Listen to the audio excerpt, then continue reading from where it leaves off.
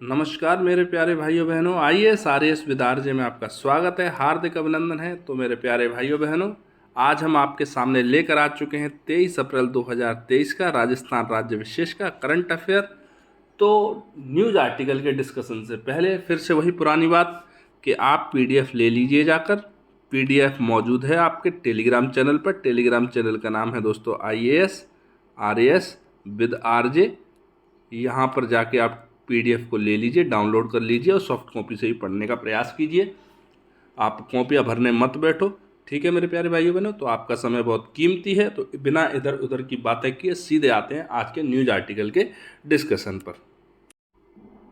तो दोस्तों, हमारी आज की जो पहली न्यूज है, पहला जो न्यूज आर्टिकल है जो आपके न्यूज़पेपर के अंदर चर्चा में है, वो है आपका ग्रेट इंडियन ट्रैवल बाजार। कौन सा? ग्रेट इंडियन ट्रैवल बाजार। ठीक है, इसको हम पहले भी एक बार पढ़ चुके हैं, लेकिन फिर से जब ये चर्चा में है, ये करंट एकदम से आया है, तो इसको फिर से हम चर्चा करेंगे। मतलब जो भी न्यूज़ हम पहले कर चुके हैं, लेकिन यदि वो फिर से आती है तो हम उसको ज़रूर ही कवर करेंगे, क्योंकि एक दो बार रिवीजन हो जाएगा तो वो हमारे अच्छे से पकड़ हो जाएगी। ठीक है दोस्तों, तो पहले इसके नाम का पोस्टमार्टम करते हैं। तो ग्रेट इंडियन, ग्रेट का मतलब है महान, भारत का ट्रेवल बाजार। इसका अर्थ ये है दोस्तों कि हमारा जो भारत है, मेरा महान भारत है, हमारा प्यारा भारत है, मेरा भारत महान है, उसके अंदर ट्रैवल बाजार को विकसित करना। ट्रैवलिंग बाजार का मतलब होता है दोस्तों, आप आओ, यात्रा करो, घूमो फिरो और इस तरह का एक मार्केट डेवलप करना। भारत के अंदर, देश के अंदर, प्रदेशों के अंदर इस तरह का क्या करना है, एक मार्केट डेवलप करना है। तो इसके लिए क्या किया गया है, एक आयोजन किया गया है, एक सम्मेलन का आयोजन किया गया है। क्यों किया गया है? एक समारोह का आयोजन, एक सेमिनार का आयोजन, क्योंकि इसको बढ़ावा देना है। किसको? कि भारत के टूरिज्म को, भारत के अंदर ट्रैवल बाजार को क्या करना है, बढ़ावा देना है। तो दोस्तों, इसका आयोजन किया जा रहा है 23 से 25 अप्रैल 2023। मतलब आज जब हम चर्चा कर रहे हैं तो उसका जस्ट 1 या 2 घंटे बाद ये जो समारोह है प्रारंभ हो जाएगा, और 2 दिवसीय ये समारोह, 2 दिवसीय सम्मेलन है, 2 दिवसीय बाजार का आयोजन यहाँ पर किया जा रहा है। कहाँ पर किया जा रहा है दोस्तों? ये तो जयपुर प्रदर्शनी और एक कन्वेंशन सेंटर नाम का एक सेंटर है सीतापुरा जयपुर के अंदर, वहाँ पर क्या किया जा रहा है, इस बाजार का आयोजन किया जा रहा है। अब आयोजक कौन है भाई? आयोजन तो किया जा रहा है, लेकिन आयोजक कौन कौन रहेंगे इसमें?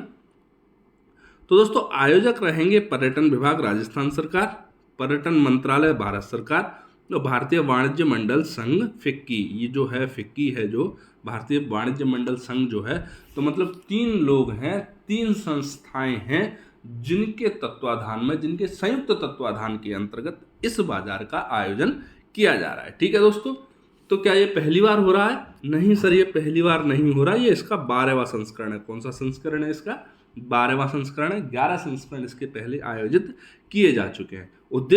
उद्देश्य है प्रदेश एवं देश में इनबाउंड पर्यटन को बढ़ावा देना। इनबाउंड का अर्थ होता है दोस्तों बाहर से अंदर की ओर।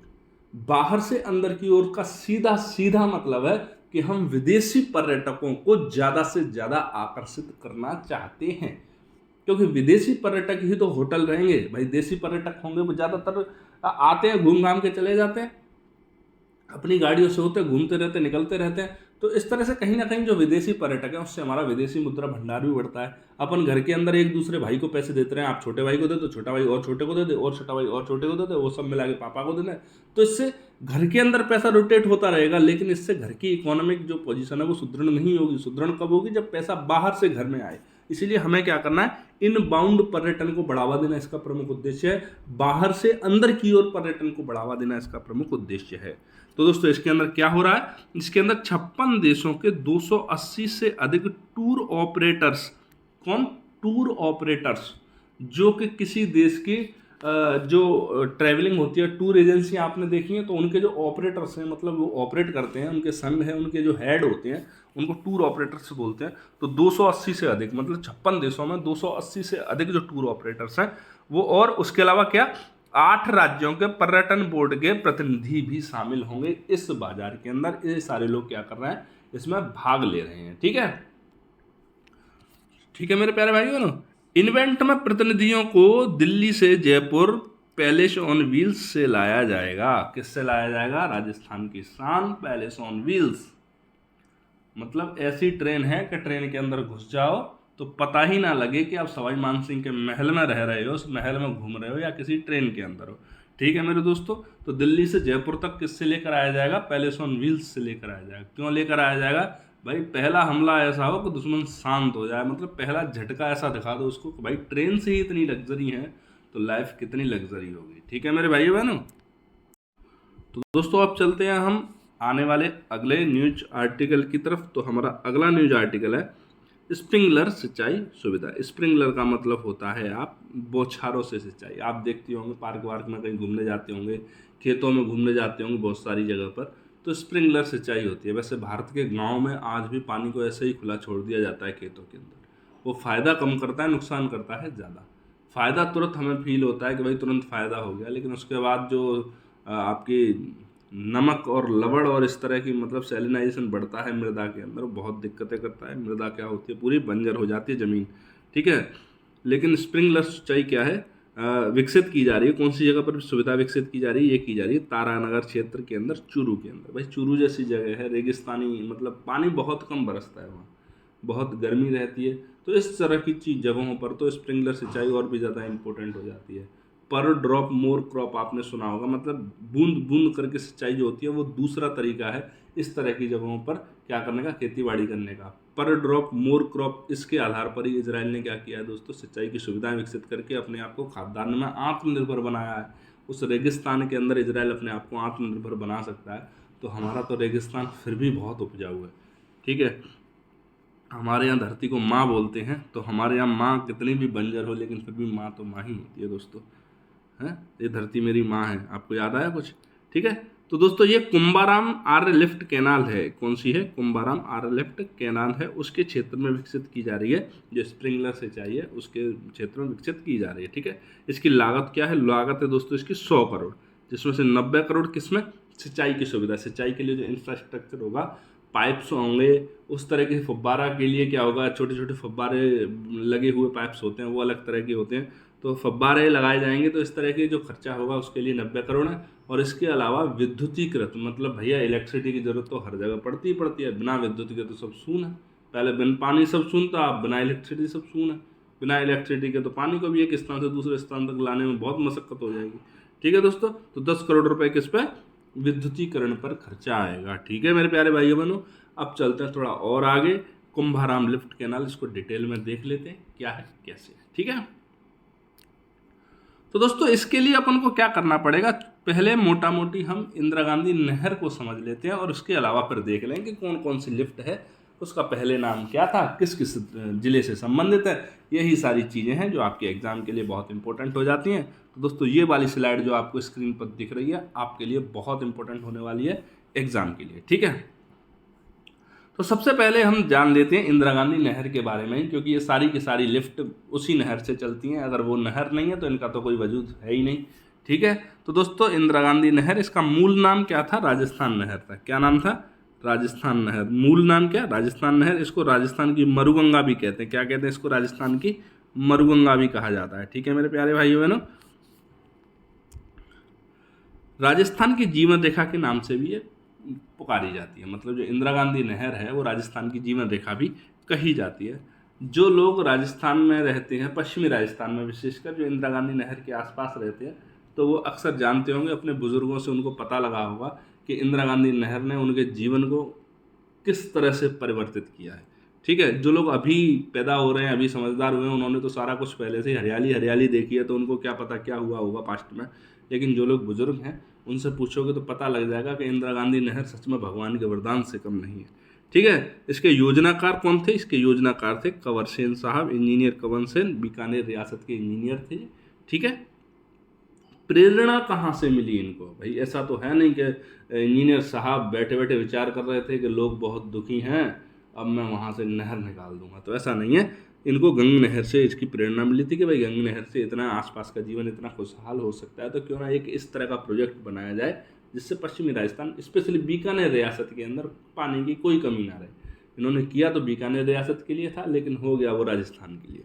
ठीक है, आधारशिला इसकी किसने रखी थी? जो होती है आधारशिला रखते हैं, हम शिलान्यास करते हैं, शिला रखी थी, वो रखी थी श्री गोविंद वल्लभ पंत साहब ने। ये उस समय पे केंद्रीय गृह मंत्री हुआ करते थे। ठीक है दोस्तों, किसने रखी थी? श्री गोविंद वल्लभ पंत साहब ने रखी थी। इसका उद्घाटन किया गया था डॉक्टर सर्वपल्ली राधाकृष्णन जी के द्वारा। ये उपराष्ट्रपति थे तत्कालीन। तो दोस्तों आप मेरे को एक सवाल का जवाब दो कमेंट सेक्शन में जाकर कि डॉक्टर सर्वपल्ली राधाकृष्णन का संबंध और किस विशेष दिवस से है। ठीक है, आप बताएं, आप सबको पता होगा किस विशेष दिवस से इनका संबंध है। ठीक है मेरे भाइयों बहनों, आप जाएं कमेंट सेक्शन में जरूर जवाब दें उसका। तो दोस्तों इस पूरी जो नहर है उसका विकास जो है वो 2 चरणों के अंतर्गत हुआ है। कौन कौन से चरण? पहले में आई राजस्थान फीडर। राजस्थान फीडर कहाँ से? हरके बैराज से लेकर माँ सीता वाली हेड है हनुमानगढ़ के अंदर, उसके बीच की जितनी भी डिस्टेंस है उसको क्या बोलते हैं? उसको बोलते हैं राजस्थान फीडर। ठीक है, मतलब व्यास और सतलज नदी उसके मिलन पे हरके बैराज बना। आगे सतलज नदी के नाम से ही ये प्रसिद्ध हुई। हरके बैराज से लेकर माँ सीता वाली हेड है हनुमानगढ़ डिस्ट्रिक्ट के अंदर, वहां तक के बीच की जो डिस्टेंस है वो क्या कहलाती है? राजस्थान फीडर कहलाती है। इस राजस्थान फीडर की टोटल जो लेंथ है दोस्तों वो है 204 किलोमीटर। कितनी है? 204 किलोमीटर, जिसमें से 170 है वो पंजाब और हरियाणा के अंदर है, और जो 34 किलोमीटर है वो आपकी कहाँ है? राजस्थान के अंदर इसकी जो लंबाई है। ठीक है, तो माँ सीता वाली हेड तक इंदिरा गांधी नहर आ चुकी है दोस्तों। यहाँ तक उम्मीद करता हूँ आपको पूरी जानकारी हो चुकी होगी। अब माँ सीता वाली हेड से लेकर अपन आगे तक लेकर जाते हैं दूसरे चरण के अंदर। ठीक है, तो दूसरे चरण के अंदर माँ सीता वाली हेड से कहाँ तक लेकर जाते हैं अपन? मोहनगढ़ जैसलमेर तक। कहाँ तक लेकर जाते हैं? मोहनगढ़ जैसलमेर तक, माँ सीता वाली हेड से मोहनगढ़ जैसलमेर के अंदर। ठीक है दोस्तों, फिर वहां से बाबा रामदेव उपशाखा निकलती है जो कि गडरा रोड तक जाती है। गडरा रोड को 0 पॉइंट कहा जाता है इंदिरा गांधी नहर के संदर्भ में। ठीक है, गडरा रोड है बाड़मेर के अंदर, उसको 0 पॉइंट कहा जाता है इंदिरा गांधी नहर के संदर्भ में। ओके दोस्तों, तो आपको पता लग गया होगा कि हरके बैराज से माँ सीता वाली हेड तक आई, उसको राजस्थान फीडर कहा गया। 204 किलोमीटर लंबी है, 170 किलोमीटर जो पंजाब हरियाणा के अंदर, 34 किलोमीटर जो राजस्थान के अंदर है। माँ सीता वाली हेड से लेकर मोहनगढ़ तक आती है, सेकंड जिसका स्टेप होता है। ठीक है, और इसकी जो आगे जो चीज जो लेकर जाया गया है इसको, मोहनगढ़ से लेकर गडरा रोड बाड़मेर तक लेकर जाया गया है। मतलब अभी वर्तमान के अंदर गडरा रोड जो है बाड़मेर के अंदर वो इंदिरा गांधी नहर के परिप्रेक्ष्य में क्या है? 0 पॉइंट है। 0 पॉइंट का अर्थ है यहाँ पर अभी आकर ये समाप्त हो चुकी है। तो मोहनगढ़ से लेकर गडरा रोड तक लेकर आया गया है। उस उपशाखा का नाम है बाबा रामदेव उपशाखा। हमारे पतंजलि वाले बाबा रामदेव नहीं, बाबा रामदेव राव जो जैसलमेर के अंदर बहुत फेमस है। ठीक है ना, उनके नाम पर है, बाबा रामदेव राव के नाम पर बाबा रामदेव उपशाखा। आप समझ रहे होंगे कि भैया मतलब बाबा जी अच्छा योगा सिखा रहे हैं तो क्यों ना इसका नाम भी रख दिया गया हो। इस तरह से नहीं है। तो दोस्तों माँ सीता वाली हेड से लेकर मोहनगढ़ तक इंदिरा गांधी नहर को 7 लिफ्ट परियोजनाओं के अंतर्गत बांटा गया है। कौन कौन सी लिफ्ट परियोजना है भाई? ऐसा तो नहीं है कि भाई नहर गुजर गई एक जगह से, अब इतने मान लो एक जगह से नहर चली गई बीच में से, अब उसके 10-10, 20-20 किलोमीटर दूर से थोड़ी ना पानी लेने के लिए आएंगे लोग। कैसे आ पाएंगे? तो उसके लिए क्या किया गया?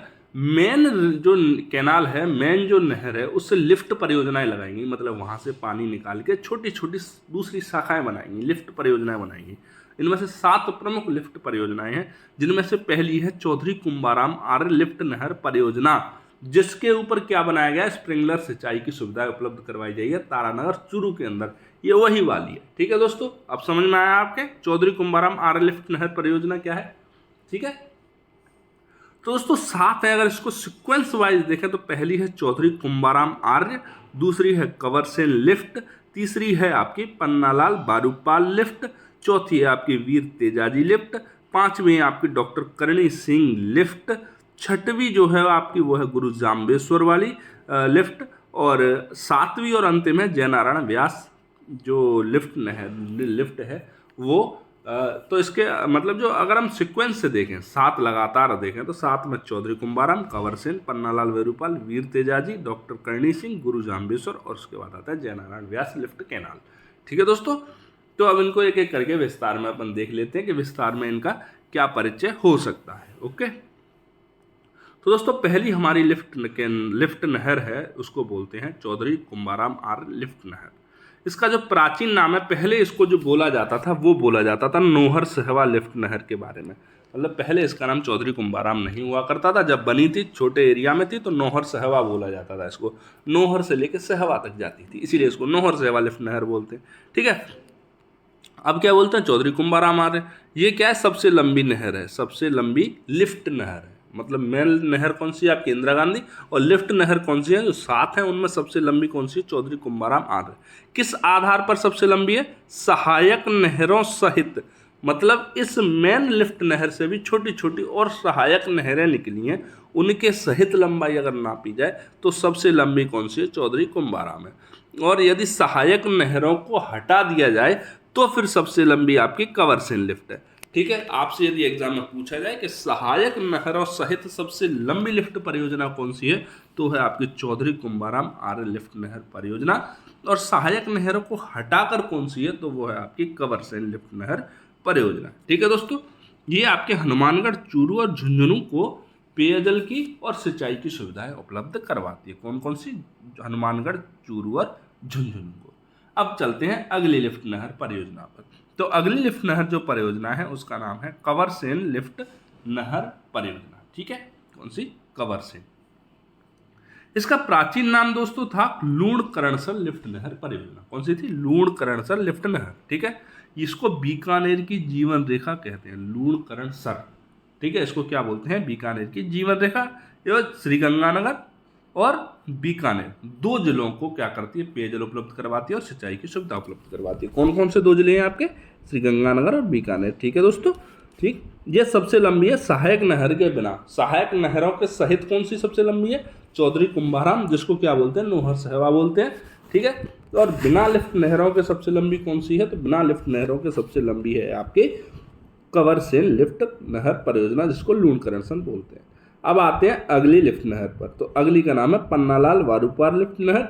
इसको जो है गजनेर लिफ्ट नहर भी बोलते हैं। कौन सी, गजनेर लिफ्ट नहर भी बोलते हैं। इससे भी बीकानेर और नागौर की क्या होती है, सिंचाई सुविधा उपलब्ध करवाई जाती है। ठीक है दोस्तों, अब चलते हैं अगली लिफ्ट नहर के ऊपर। तो अगली लिफ्ट नहर का नाम है वीर तेजाजी लिफ्ट नहर। कौन सी, वीर तेजाजी लिफ्ट नहर। इसका प्राचीन नाम है बांगड़सर लिफ्ट नहर। कौन सी, बांगड़सर। पहले दोस्तों क्या है, जो नाम थे वो वहाँ के जो लोकल जगह थी वहाँ की, उन्हीं के नाम पर रख दिए गए थे, छोटी छोटी लिफ्टें थी। अब इन लिफ्टों का दायरा क्या है, एक पहले तो एक पर्टिकुलर जगह तक जा रही थी तो उस जगह के नाम पर रख दिया गया था, अब कई जिलों में जा रही है नदी की तरह, तो अब नाम क्या हो, तो फिर नाम चेंज कर करके उन लोगों के नाम पर रखे गए जिन लोगों का इस नहर में कहीं ना कहीं पर कुछ ना कुछ योगदान लाने में इसको रहा है। ठीक है दोस्तों, सबसे छोटी है जो वीर तेजाजी वाली है, बांगड़सर लिफ्ट नहर बोलते हैं, वो सबसे छोटी है और केवल बीकानेर जिले के अंदर अपनी सुविधा प्रोवाइड करवाती है। ठीक है, अब आप बोलोगे सर बीकानेर बड़ा हाईलाइट चल रहा है। हाँ भैया, सबसे ज़्यादा फायदा उठा रहा है इसका बीकानेर। वैसे तो सारे ही फायदा उठा रहे हैं, लेकिन बीकानेर के अंदर ज़्यादा लिफ्ट नहर है, क्योंकि बीकानेर इन सब में सबसे ज़्यादा आबादी भी रखता है। ठीक है, अब देखते हैं अगली लिफ्ट नहर कौन सी है। तो अगली लिफ्ट नहर का नाम है गुरु जाम्बेश्वर, अगली लिफ्ट नहर का नाम है डॉक्टर करणी सिंह लिफ्ट नहर। इसको कोलायत लिफ्ट नहर के नाम से भी जानते हैं। किस नाम से जानते हैं, कोलायत लिफ्ट नहर के नाम से भी इसको जानते हैं। ये बीकानेर और जोधपुर के अंदर, किस किस के अंदर, बीकानेर और जोधपुर के अंदर। ठीक है, क्या बोलते हैं इसका नाम, डॉक्टर करणी सिंह लिफ्ट नहर। प्राचीन नाम कोलायत और कोलायत लिफ्ट नहर। और प्रॉफिट कौन उठा रहा है, पेयजल और सिंचाई, वो उठा रहा है बीकानेर और जोधपुर। ठीक है, अगली जो लिफ्ट नहर है उसका नाम है आपका गुरु जाम्बेश्वर लिफ्ट नहर। ये फलौदी लिफ्ट नहर के नाम से भी जानी जाती थी। किस नाम से, फलौदी लिफ्ट नहर के नाम से भी जानी जाती थी। ये जैसलमेर, बीकानेर और जोधपुर, बीकानेर लगभग सब जगह मौजूद है। जहां पर बीकानेर का थोड़ा सा भी टच हो सकता है वहां बीकानेर मौजूद है। ठीक है दोस्तों, और इसकी अंतिम जो लिफ्ट नहर है उसका नाम है जय नारायण व्यास लिफ्ट नहर। इसको पोखरण लिफ्ट नहर के नाम से भी जानते हैं। जैसलमेर और जोधपुर इसके द्वारा लाभान्वित होते हैं। कौन कौन लाभान्वित होता है, जैसलमेर और जोधपुर। ठीक है, इसके बाद आ जाता है आपका मोहनगढ़, और मोहनगढ़ से आगे बाबा रामदेव उप शाखा के माध्यम से गडरा रोड बाड़मेर तक 0 पॉइंट तक इस नहर को ले जाया गया। ठीक है दोस्तों, तो लगभग पूरा पश्चिमी राजस्थान कवर करती है ये नहर परियोजना। आपके एग्जाम के लिए, आपके जीवन के लिए बहुत इंपॉर्टेंट परियोजना है। ठीक है, इस स्लाइड को आप दोस्तों रट्टा मार लेना, रट लेना। अब चलते हैं अपन अगले न्यूज आर्टिकल की तरफ। तो दोस्तों हमारा आज का अगला न्यूज आर्टिकल है राज मत्स्य पोर्टल योजना पोर्टल के बारे में। कौन सा? राजस्थान राज्य मत्स्य योजना पोर्टल के बारे में। ठीक, विभाग कौन सा है, किस विभाग ने इसको जारी किया है? तो जारी किया है इस पोर्टल को मत्स्य विभाग ने। भाई क्यों किया? इसके नाम के टुकड़े करो, आपको पता लग जाएगा। राजस्थान के अंदर मत्स्य योजना का पोर्टल है, मतलब मत्स्य योजना के सही कार्यान्वयन के लिए क्या है, पोर्टल है। ठीक है, कार्य क्या है दोस्तों इसके राज्य में मत्स्य विकास हेतु कार्य करने के लिए घर बैठे विभागीय योजनाओं की जानकारी और ऑनलाइन पंजीकरण करवाना, पहला तो ये है। दूसरा क्या है, इसके अंतर्गत मोबाइल पर एसएमएस के माध्यम से संपूर्ण जानकारी प्रदान कर दी जाएगी कि आपको इस तरह से रजिस्ट्रेशन करना है, इस तरह से क्या करना है, आपको ओपन करना है आपका बिजनेस मत्स्य पालन के क्षेत्र में, और इस तरह से उसको कार्यान्वित करना है। तो इसके बारे में पूरी जानकारी देने के लिए राजस्थान सरकार ने क्या किया, एक पूरा पोर्टल ही जारी कर दिया। इस पोर्टल का नाम रखा राजस्थान मत्स्य योजना पोर्टल। ठीक है दोस्तों, अब चलते हैं थोड़ा सा और आगे। तो ये आने वाली न्यूज आपके लिए बहुत बहुत इंपॉर्टेंट है, रट्टा मार लेना, दिमाग से चिपका लेना भैया। ठीक है, तो दोस्तों राजस्थान में 3 नए कंजर्वेशन रिजर्वों की स्थापना का क्या की गई है, घोषणा की गई है। कब की गई थी? विश्व अर्थ दिवस पृथ्वी दिवस के अवसर पर इसकी घोषणा की गई, मतलब 22 अप्रैल को। 22 अप्रैल को क्या की गई, इसकी घोषणा की गई मेरे दोस्तों। कौन कौन से 3 नए कंजर्वेशन रिजर्व अपने लिए इंपॉर्टेंट हैं? ये तीनों कंजर्वेशन रिजर्व जो नए बने हैं, वैसे तो इनकी घोषणा के साथ ही राजस्थान के अंदर 29 कंजर्वेशन रिजर्व हो जाएंगे, लेकिन उनमें से ज़्यादातर अपने लिए इंपॉर्टेंट नहीं है। अपने लिए जो इंपॉर्टेंट है वो कंजर्वेशन रिजर्व हैं जो 3 नए घोषित हुए हैं। मतलब जो नई घोषणा, इससे पहले एक और कंजर्वेशन रिजर्व की घोषणा हुई है दोस्तों अजमेर के आसपास, उसके बारे में आप कमेंट सेक्शन में बताएं वो किस गाँव में हुई है। ठीक है दोस्तों, और किस पक्षी के लिए हुई है।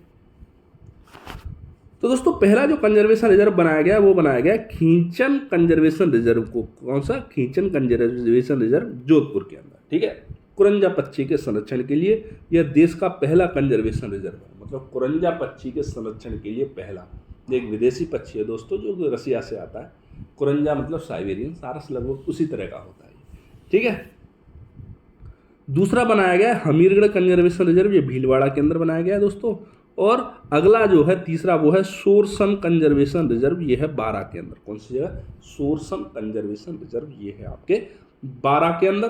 तो मेरे प्यारे भाइयों बहनों, आपको पता लग गया होगा कि 3 नए कौन से कंजर्वेशन रिजर्व अपन ने बनाए हैं, किस पक्षी के लिए बनाए हैं। तो पक्षी का नाम है कुरंजा पक्षी। ठीक, पहला कौन सा है उन सब में? खींचन कंजर्वेशन रिजर्व। ये खींचन कंजर्वेशन रिजर्व राजस्थान का ही नहीं पूरे भारत का पहला कंजर्वेशन रिजर्व है जो कुरंजा पक्षी का क्या करता है, कंजर्वेशन करता है।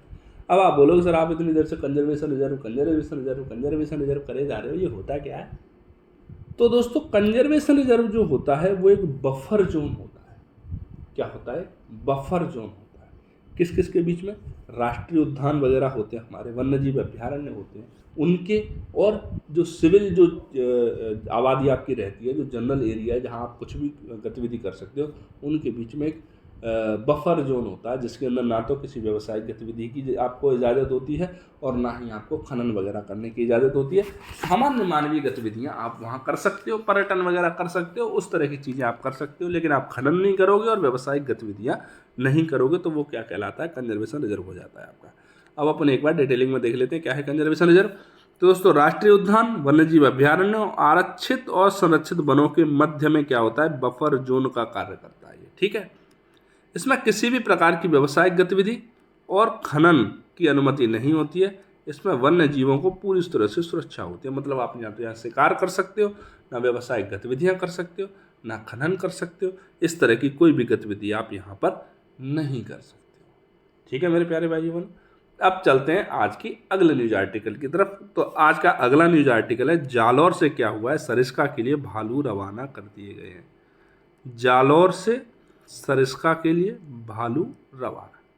ठीक है, कौन सी परियोजना के अंतर्गत? सरिस्का परियोजना के अंतर्गत। ठीक है, तो पहले इस परियोजना के बारे में जान लेते हैं क्या परियोजना है ये। तो दोस्तों इस परियोजना में क्या किया जा रहा है? इसके तहत 2 मादा और 2 नर भालुओं को क्या किया जा रहा है? जालौर से सरिस्का में शिफ्ट किया जा रहा है।